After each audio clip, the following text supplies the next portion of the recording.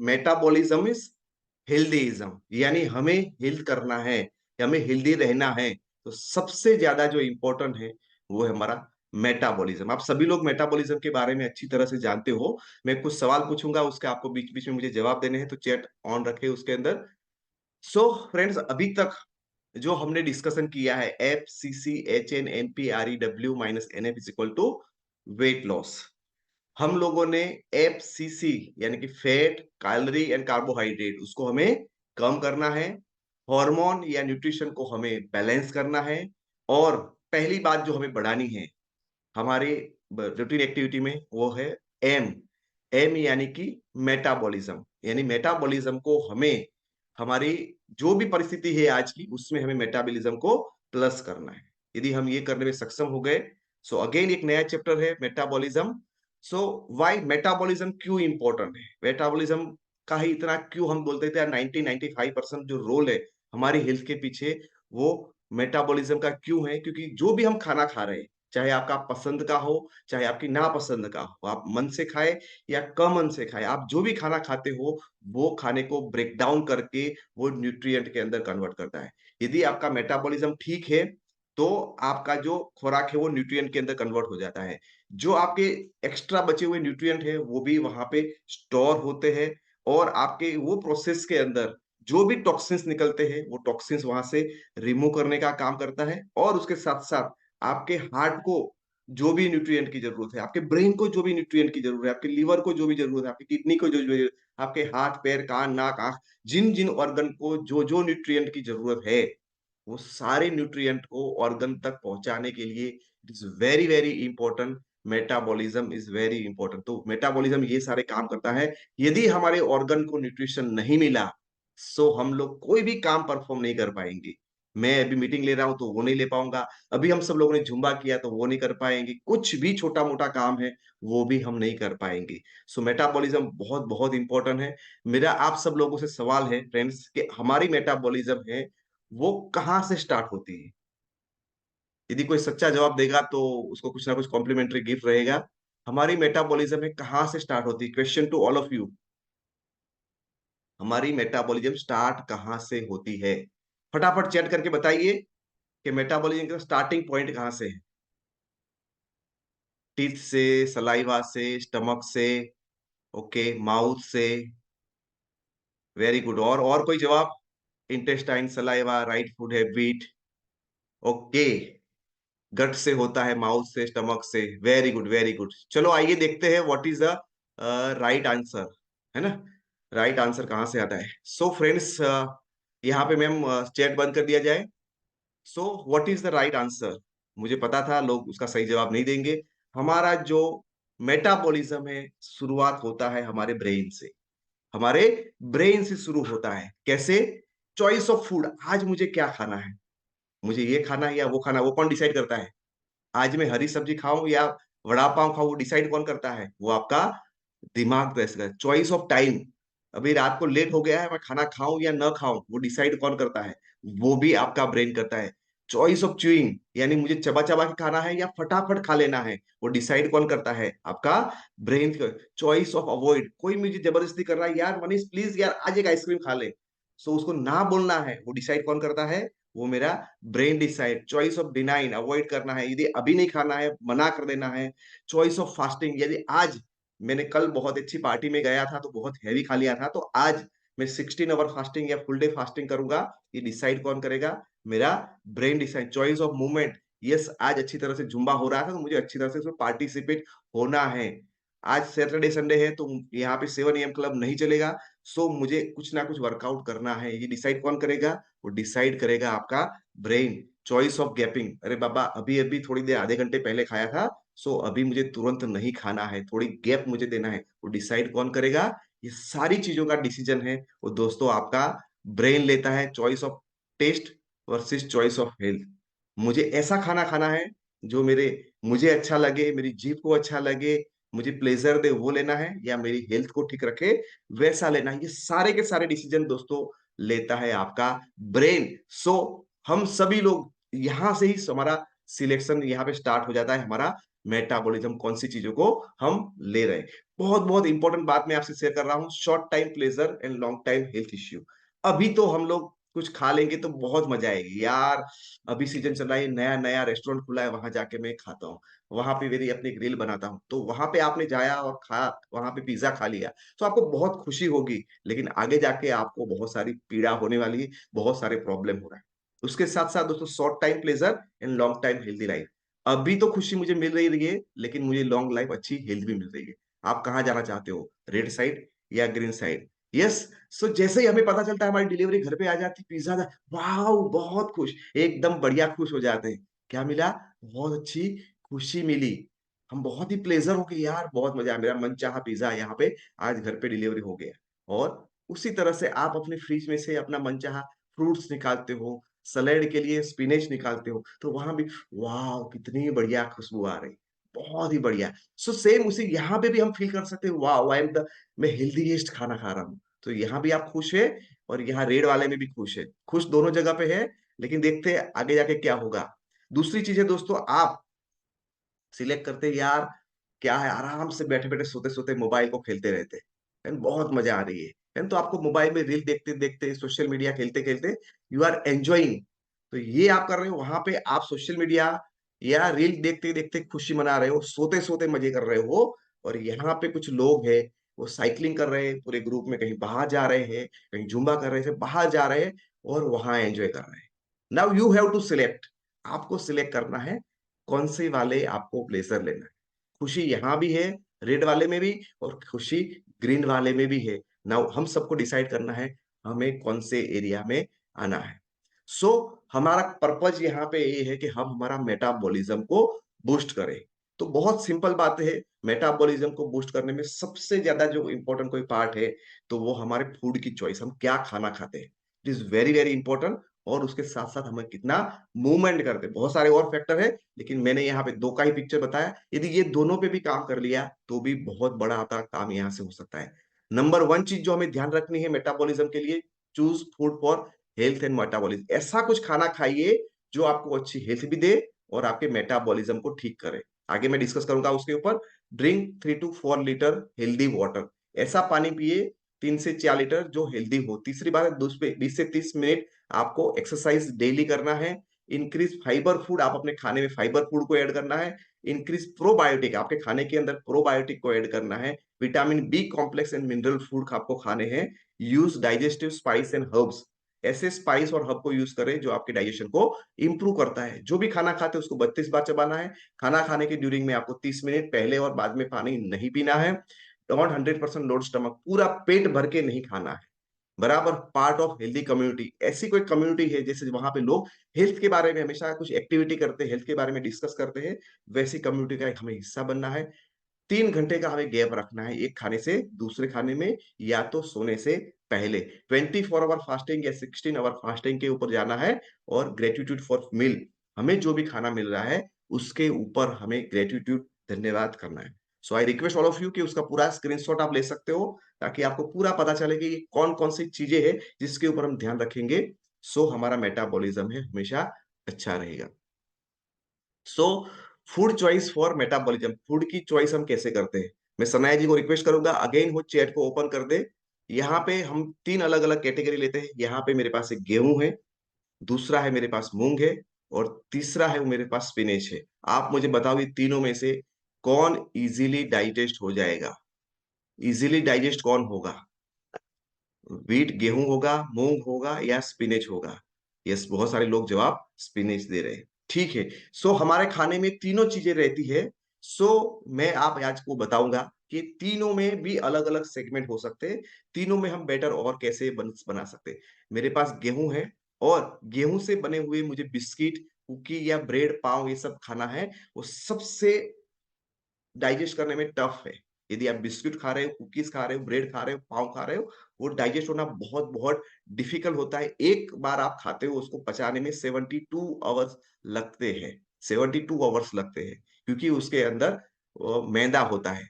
उसके अंदर से वही गेहूं से यदि हमने रोटी बना दिया है, खाखरा बना दिया, भाखरी, नान, ऐसा कुछ बना दिया है, सो कंपैरेटिवली अच्छी डाइजेस्ट हो जाएगा। 24 आवर के अंदर वो डाइजेस्ट हो जाएगा। गेहूं वही है, लेकिन रोटी बना दिया तो वो थोड़ा अच्छी तरह से डाइजेस्ट हो जाता है, क्योंकि उसके अंदर हमने डायरेक्ट मैदा नहीं यूज किया है। तीसरी बात है, होल बॉल जो हमारे जो गेहूं होते हैं उसको हम बॉईल करते हैं, और वो बॉईल किए हुए पूरे के पूरे गेहूं की भी बहुत सारी रेसिपी होती है ना, बहुत सारी रेसिपी होती है, पूरे के पूरे पूरे होल व्हीट की होती है, उसको आप बॉईल करके यूज करते हो। सो वो अगेन वो उससे कंपेयर में और अच्छा डाइजेस्ट होता है। राइट और रॉन्ग? सो दोस्तों, आपको बिस्किट से ज्यादा होल व्हीट है वो ज्यादा डाइजेस्ट होगा। सेम उसी तरह से दोस्तों, मैं यहाँ पे मूंग की दाल, मूंग की जो रेडीमेड दाल मार्केट में मिलती है वो लेके आता हूं, तो उसको पचाना मुश्किल है कंपेयर टू होल व्हीट। पूरा व्हीट खाया था उससे भी हमें ये फ्राइड जो पैकिंग के अंदर जो आती है वो मूंग की दाल है वो पचाना और मुश्किल होती है।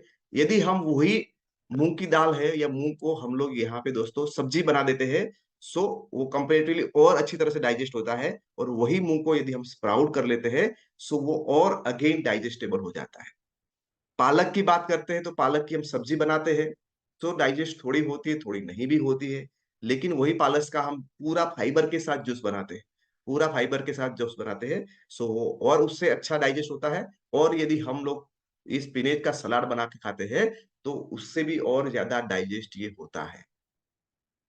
सो जैसे जैसे आप लेफ्ट टू राइट जाएंगे, वही चीजों को आप और अच्छी डाइजेस्टिबल बना सकते हो। It is up to you. आपके पास जो भी चीजें हैं उसको और बेटर मेटाबॉलिज्म कैसे हो जाए ऐसी चीजें बनाने का मैंने आज आपको एक जादू तरीका बता दिया है। कोई भी चीज वही होती है, लेकिन चीज को कैसे फॉर्म के अंदर हमें बना के खाना है जिससे हमारा मेटाबॉलिज्म है वो और अच्छा रहे। क्लियर? यस। तो सबसे वेरी इंपॉर्टेंट पार्ट है फूड सिलेक्शन। फूड कैसे सिलेक्ट करना है? ऐसे कुछ फूड जो आपके मेटाबॉलिज्म के लिए बहुत अच्छे हैं। 100 high water content fruits and vegetable, जिसके अंदर पानी बहुत ज्यादा है, वैसे फ्रूट एंड वेजिटेबल आपके डाइजेशन के लिए बहुत बहुत अच्छे होते हैं। हाई लीन प्रोटीन्स फूड, जिसके अंदर प्रोटीन जैसे लेग्यूम्स वगैरह में होते हैं, तो वो आपके लिए बहुत ही अच्छे होते हैं डाइजेशन के लिए। हाई फाइबर कंटेंट, जिसके अंदर फाइबर ज्यादा होता है। हाई विटामिन एंड मिनरल, जिसके अंदर विटामिन एंड मिनरल ज्यादा होते हैं, वो चीजें हमारे डाइजेशन के लिए अच्छी होती है। गुड बैक्टीरिया रिच फूड, यानी अच्छे बैक्टीरिया जिसके अंदर रहते हैं वैसा फूड खाएंगे, वो बहुत अच्छा होता है। Digestive herbs and spice food, जिसके अंदर हर्ब्स है या कुछ स्पाइस है, वो चीजें अच्छी होती है। हाइड्रेटिंग बेवरेजेस, ऐसे कुछ बेवरेजेस जो आपके बॉडी को हाइड्रेट करते हैं, जैसे ग्रीन टी वगैरह होते हैं, वो आपके डाइजेशन को बहुत अच्छी तरह से मेटाबॉलिज्म को बूस्ट करने में आपकी हेल्प करता है। एवरेज फूड कौन से है? डेयरी प्रोडक्ट्स, आपके जितने भी डेयरी प्रोडक्ट्स है उसमें से सिर्फ आप दही और छाछ को हटा दीजिए, वो सारी चीजें हैं वो आपके लिए ठीक ठीक है पचने में। दही और छाछ से वो अच्छी में आते हैं। और होल ग्रेन्स, पूरे के पूरे अनाज जो होते हैं होल ग्रेन, वो आप उसमें बहुत सारे अच्छे रहते हैं। कुछ कुछ को बात कर सकते हो। और खराब क्या है? हाईली प्रोसेस्ड फूड, जो बहुत ही प्रोसेस करके बनाया जाता है। हाई फैट कंटेंट, जिसमें तेल ज्यादा है। और हर हाई कार्बोहाइड्रेट्स वो ज्यादा रहता है उसमें। हाई ग्लूटेन, जिसमें ग्लूटेन ज्यादा रहता है। हाईली स्पाइसी फूड, जिसमें बहुत ही ज्यादा स्पाइसी है। ये सारी चीजें हैं वो आपके लिए बहुत ही खतरनाक है, आपके मेटाबॉलिज्म के लिए। सो ये कैटेगरी मैंने आपको बता दिया है, कौन सी कैटेगरी का आपको ज्यादा खाना है, कौन सी कैटेगरी का आपको एवरेज खाना है, और कौन सी कैटेगरी को आपको अवॉइड करना है। ये तीन चीजें आपने ध्यान रख लिया तो आपका मेरा आज का सेशन यहाँ पे सक्सेसफुल हो जाएगा। सिलेक्ट बेस्ट फूड, कैसे हमने अच्छा खाना को कैसे सिलेक्ट करें, तो उसमें 5 टिक मार्क आपको करना है। जो भी खाना खाए हम फ्रेश खाए, वासी फ्रिज में रख के ना खाए। दूसरी है, जो भी खाना खाए उसके अंदर न्यूट्रिएंट बहुत भरपूर मात्रा में हो। सिर्फ खाना ना मिले, सिर्फ कैलोरी ना मिले, हमें न्यूट्रिएंट मिलना बहुत जरूरी है। जो भी खाना खा रहे हैं वो अच्छी तरह से पाच्य हो, पाचन उसका अच्छा हो जाना चाहिए। जो भी खाना खा रहा हूं उसमें प्रीबायोटिक होना, यानी अच्छे बैक्टीरिया हो, वो बहुत जरूरी है। और जो भी खाना खा रहा हूँ वो कलरफुल होना चाहिए। जैसे आपको यहाँ पे डिश दिख रही है, वहां पे कलर्स दिख रहे हैं, सेम उसी तरह से ये 5 चीजें आपको हमेशा ध्यान रखनी है। जब भी खाने पे बैठो तो ये 5 चीजों को चेक कर रहे हैं, क्या ये फ्रेश है, क्या उसमें न्यूट्रिएंट अच्छे हैं, क्या ये डाइजेस्टेबल है, इसमें प्रीबायोटिक है, या ये कलरफुल है। यदि आपकी डिश में ये सारी चीजें हैं तो डेफिनेटली आपका मेटाबॉलिज्म है वो बहुत ही अच्छा बूस्ट होने वाला है। आइए दोस्तों देखते हैं वाटर का क्या रोल है मेटाबॉलिज्म में। तो सेलुलर रिएक्शंस के अंदर काम का आता है, आपके कोशों के अंदर जो भी रिएक्शन होते हैं वहां पे आता है। हाइड्रोजलाइज रिएक्शन, जो कुछ रिएक्शन है वो पानी में ही होते हैं, वैसे रिएक्शन के लिए होता है। ट्रांसपोर्ट ऑफ न्यूट्रिशन, जो भी न्यूट्रिएंट है वो यहाँ से वहां ट्रांसपोर्ट करने के लिए, पहुँचाने के लिए भी इम्पोर्टेंट है। टेम्परेचर को मेंटेन करता है, तो उसके लिए वाटर इज़ वेरी इंट मेटाबॉलिक वेस्ट रिमूवल जो भी ये प्रोसेस के दरमियान वेस्ट बनता है, उसको निकालने के लिए मेटाबॉलिज्म में ये वाटर का बहुत बड़ा रोल है। डाइजेशन एंड एब्ज़ॉर्प्शन, डाइजेशन अच्छा हो जाए, अच्छी तरह से एब्ज़ॉर्ब हो जाए, उसके लिए इम्पोर्टेंट है। एनर्जी प्रोडक्शन के लिए maintenance of blood volume, blood का जो वॉल्यूम है उसको मेंटेन करने के लिए इम्पोर्टेंट है। को-फैक्टर ऑफ एंजाइम्स, बहुत सारे एंजाइम्स है, वो पानी से ही आगे कैरी फॉरवर्ड होते हैं। बिना पानी के वो काम ही नहीं कर रहे, सो उसके लिए बहुत को-फैक्टर का काम करता है। और इलेक्ट्रोलाइट बैलेंस, आपके ब्लड के अंदर, आपके वाटर के अंदर, वहाँ पे जो मिनरल्स आते हैं, इलेक्ट्रोलाइट्स आते हैं, उसका वो बैलेंस करने में भी वाटर का बहुत-बहुत इम्पोर्टेंट रोल है। सो आगे मैंने बताया था 3 से 4 लीटर आपको हेल्दी वाटर डेली पीना है। यदि आपका पानी आप अच्छा मेटाबॉलिज्म नहीं है, तो आज से ही अपना है वो पानी का इंटेक बढ़ा दीजिए। दूसरा है एक्सरसाइज। एक्सरसाइज का क्या रोल है? एक्सरसाइज है वो आपकी एनर्जी को प्रोड्यूस करता है, आपके मसल्स मास को, बीएमआर को बढ़ाता है, बेसल मेटाबॉलिक रेट। यानी यदि आप एक्सरसाइज करते हो तो आपका मेटाबॉलिक रेट है वो बूस्ट अप हो जाता है, तो आप बीएमआर आपका बढ़ता है, मसल्स आपके बढ़ते हैं। Post exercise calorie burn, exercise करने के बाद अभी हमने जुम्बा किया, सो हमारी एक्सरसाइज करने के बाद हमारी कैलोरी है वो बहुत ही अच्छी तरह से बर्न होगी। इम्प्रूवल इंसुलिन सेंसिटिविटी, आपका जो इंसुलिन है वो अच्छी तरह से रिस्पॉन्ड करता है। एनहांस द फैट मेटाबॉलिज्म, आपका जो फैट है वो मेटाबॉलिज्म अच्छी तरह से होता है। हॉर्मोन्स आपके बैलेंस होते हैं, कार्डियोवास्कुलर आपके हेल्थ अच्छी रहती है। मिटोकॉन्ड्रियल बायोजेनेसिस, यानी कि आपके जो सेल्स की जो अंदर जो लेयर होता है उसके अंदर बहुत ही अच्छी तरह से फायदा करता है। रिडक्शन ऑफ एब्डोमिनल फैट, यानी पेट की चर्बी है उसको आप कम कर सकते हो। और हार्मोनल रेगुलेशन, तो ये हार्मोन को बैलेंस करता है, आपके मेटाबॉलिक रेट को बढ़ाता है, फैट को बर्न करता है। बहुत सारी फायदे हैं जो यहाँ पे मैंने आपको बताया। तो एक्सरसाइज वेरी वेरी इंपॉर्टेंट। आगे जिस तरह से हमने देखा डेली 20 से 30 मिनट 5 डेज अ वीक आपको एक्सरसाइज करना very very important. Fibre rich food, आप फाइबर रिच फूड लेते हो तो शुगर लेवल है वो आपका मैनेज रहता है, आपका वेट अच्छी तरह से मैनेज होता है। आपकी जो भूख लगती है बार-बार वो नहीं लगेगी, आपको लगेगा यस मैंने कुछ खाया हुआ है, मेरा पेट भरा हुआ है। इंप्रूव द गट हेल्थ, आपके गट की, आपके इंटेस्टाइन की हेल्थ है वो इंप्रूव होती है। प्रोबायोटिक इफेक्ट आपको यहाँ से फाइबर से भी जनरेट होती है। Reduce risk of cardiovascular diseases, heart के संबंधित प्रॉब्लम आपके कम हो सकते हैं। स्टेबलाइजेशन ऑफ डाइजेस्टिव प्रोसेस, आपकी जो डाइजेशन सिस्टम है वो स्टेबल हो जाती है, एक अच्छी तरह से परफॉर्म करने लगती है यदि आप फाइबर रिच फूड खाते हो।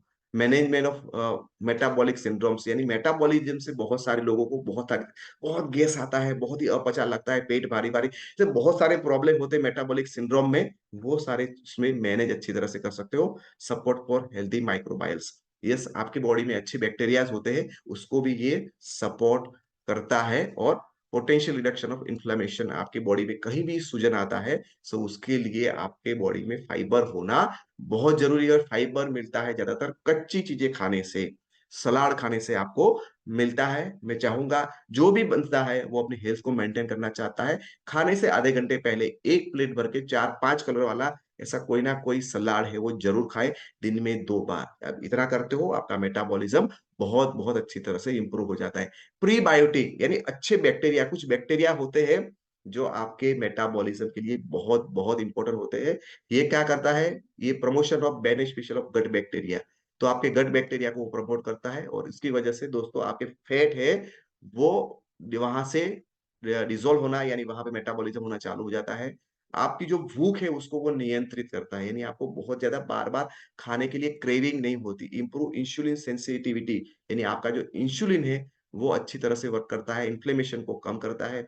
न्यूट्रिशन का एब्ज़ॉर्प्शन अच्छी तरह से होता है। यदि आपके खाने के अंदर अच्छे प्रीबायोटिक, प्रीबायोटिक का मतलब होता है अच्छे बैक्टीरिया जो आपके डाइजेशन में बहुत अच्छा रोल करता है, तो आपके न्यूट्रिएंट, आपने कैल्शियम, विटामिन डी लिया है, विटामिन बी12, जो भी न्यूट्रिएंट है उसको अच्छी तरह से एब्ज़ॉर्ब करता है।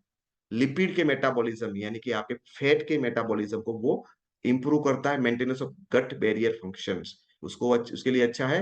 और एंटी ओबेसिटी इफेक्ट, यदि आप अच्छे बैक्टीरिया रेगुलर अपने डाइट में ले रहे हो, सो उसके अंदर आपको एंटी ओबेसिटी इफेक्ट आपको यहाँ पे मिलती है। मैं आपको सजेस्ट करूंगा कि आप हमेशा अपने डाइट के अंदर प्रीबायोटिक वाला खाना, यानी कि प्रीबायोटिक आपको ज्यादा से ज्यादा मात्रा में मिलता है कर्ड के अंदर, बटर मिल्क यानी कि छाछ के अंदर मिलते हैं, उसको आप ज़रूर खाएँ।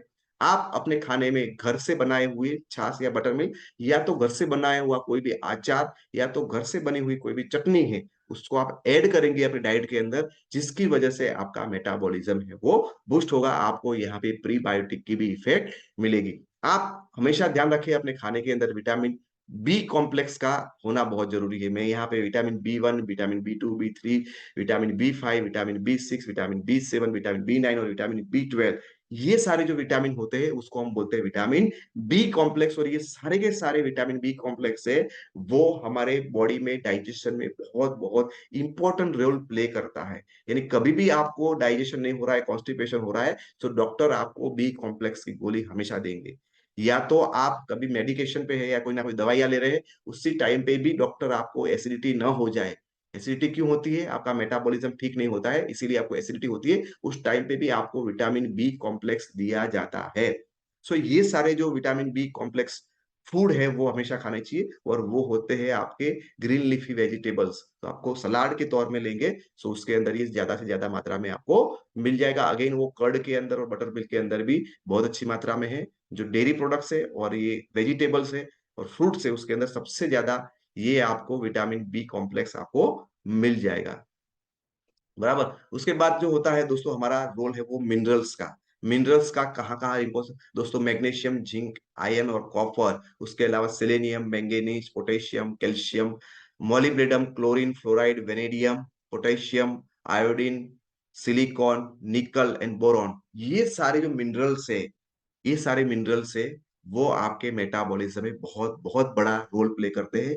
यदि आपके खाने में ये मिनरल्स नहीं है, आपके बॉडी के इनसाइड ये मिनरल नहीं है, सो आपके बॉडी में पड़ा हुआ प्रोटीन, आपके बॉडी में पड़ा हुआ कार्बोहाइड्रेट्स, विटामिन है, वो ज्यादा एफिशिएंटली वर्क नहीं कर पाएंगे। क्योंकि ये सारे मिनरल्स है वो विटामिन और प्रोटीन और कार्ब के साथ मिलके काम करते हैं।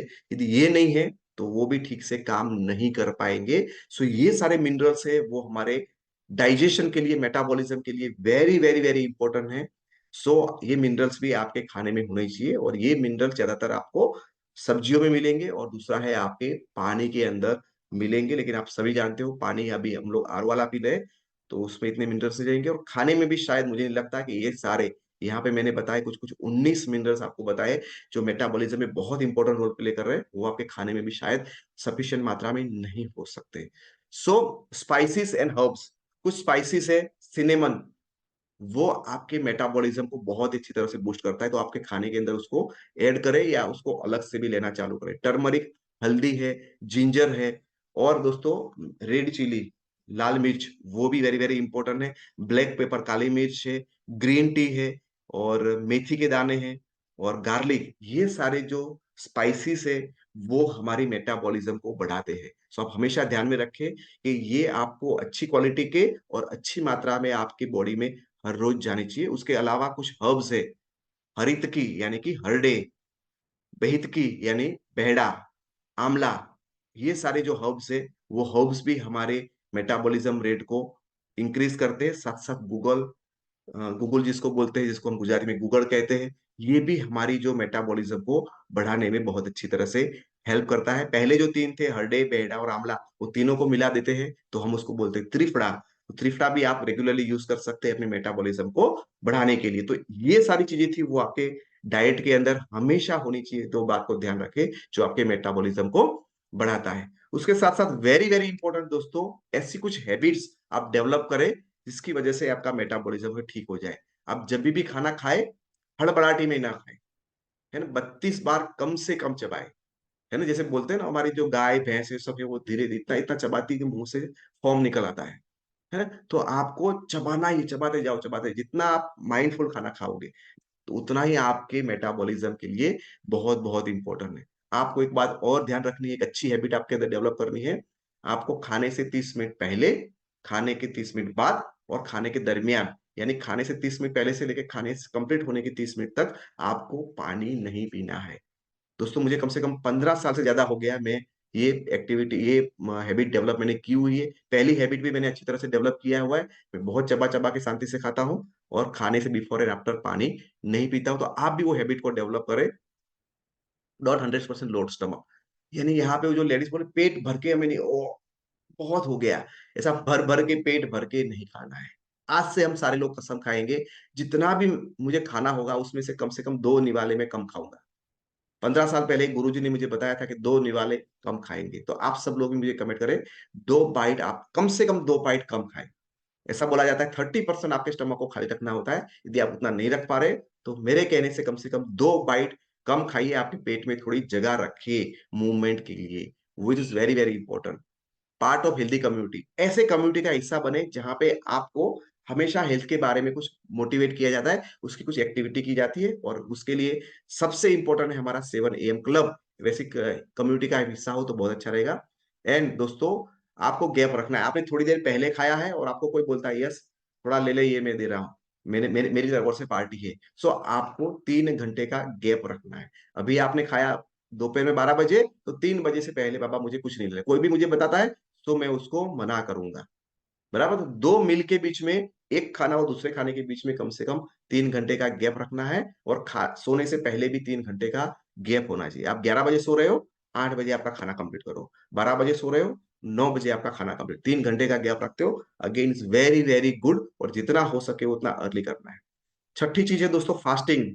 आप 15 दिन में कम से कम एक बार 24 आवर का full day fasting, no wafer, no फराली चीजें, फुल्ली सुबह से लेके no breakfast, no dinner, no lunch, some कुछ भी नहीं, आप वो कर सकते हो। और ये नहीं हो सकता है तो हफ्ते में 2 बार आप 16 आवर फास्ट कर सकते हो। 16 घंटा तक आपको नहीं खाना है।